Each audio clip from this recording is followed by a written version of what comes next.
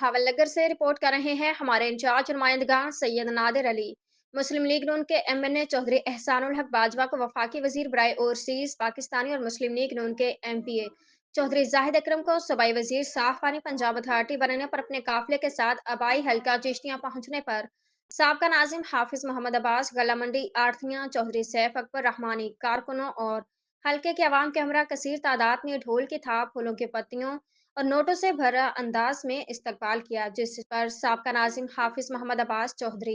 सैफ तमाम दोस्तों और कारकुनान ने एमएनए चौधरी एहसानुल हक बाजवा को वफाकी वजीर बराए ओवरसीज पाकिस्तानी और एमपीए चौधरी जाहिद अकरम को सूबाई वजीर बराए साफ पानी पंजाब अथॉरिटी बनने पर मुबारकबाद पेश की।